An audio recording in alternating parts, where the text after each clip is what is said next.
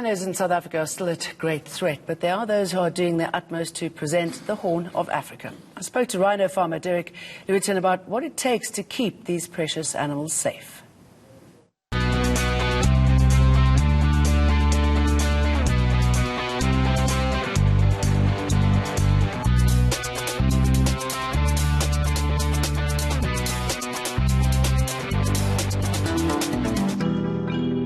Everyone has a favourite animal.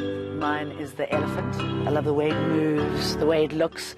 And the rhino, I mean, a big part of my heart is devoted to the rhino. And I'm delighted to find out that there are so many people focused on saving this species, which is under attack. One of them is Derek. He's a rhino farmer. How do you become a rhino farmer? A lot of luck. Honestly, I kind of fell into it. So in terms of preparing, I was in the corporate world. I was a legal academic, and then I was in strategy consulting, and then I did strategy work for large corporations around the world. No indication that I would end up in this direction at all, but I always loved conservation and didn't really love being in the corporate arena. But I was able to make a certain amount of money, and unfortunately that's what it takes to buy your way into a seat at the table. You've got to take care of huge tracts of land, and obviously the animals have a cost, and then feeding and veterinary bills and all that. So, but a lot of it was luck. The good Lord had a plan, and He took care of it. I was at dinner one night with some friends and asking questions about why don't people do this, and they said, "Oh, people do this." And I said, "Well, we should do this." And they agreed, and by morning they'd sobered up, and they thought it was a crummy idea, but they introduced me to my mentor, who actually sold me this and has helped me throughout. And so I think the key part for me was just have a passion and hold on to the dream long enough for life to put me in a position where it could come true. All right, so you got it, but how do you become successful at it? So the key there is about your team. So I think the first thing, especially if you come from a background like mine, which didn't involve farming and didn't involve hands-on conservation, you need a great farm manager, and I have an outstanding farm manager. And how do you make it financially sustainable?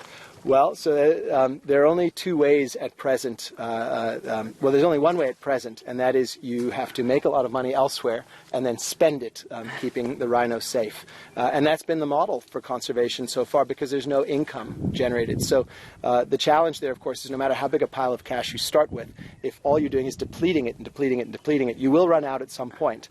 So we need some income in. And the thing that really has such potential is to sell the horn. We trim the horn anyway to keep them from killing each other. It's painless. It grows back constantly. And so instead of having poachers take animals and shoot them so that they can cut off the horn and sell it, we have piles and piles. I mean, here's horn in front of us now that's taken off ethically and safely and grows back, and the animals are fine. And so if we sell that into Asia, we can generate hundreds of millions of rands for every one of the rhino conservation operations out there, billions of rands, hundreds of billions for the government. And why is it important to do what you're doing, and how does it make you feel? And what have you learnt about the rhino that you love? So it makes me feel wonderful. I mean, it's so much more fulfilling than any job I ever had before. And we get to hang out here. I mean, this is, who wouldn't want to do this? It's just, it's beautiful and relaxing, and it makes you feel worthwhile. I mean, I sat down with my family when we started this, and I said, okay, we've got money. I'd like us to have relevance. We can't have both. Are you okay with that transition? And my wife and my daughters were wonderful, and they gave me permission to do that. And so I wake up every day really excited about what I do. What I've learned is that the journey to get governments to move in a certain direction is a long and painful journey, and that when you think you've succeeded, you've only just begun in reality to have the necessary conversations. But I think we're getting there. I think that 5 years ago, if you'd asked me about selling rhino horn, I would have thought, what a terrible person you must be. That poachers think that way. Terrible, horrible people think that way about monetizing an animal.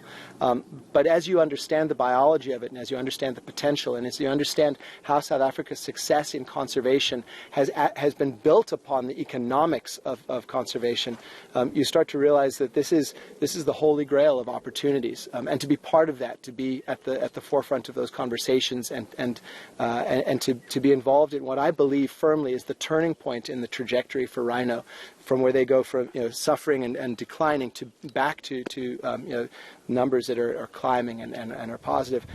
That's a privilege. That's a real gift. What have you learnt about rhino? Well, I knew nothing about rhinos, so everything I know I've learned. What do you like about them? What do I like most about it? I don't know. I haven't. No one's ever asked me.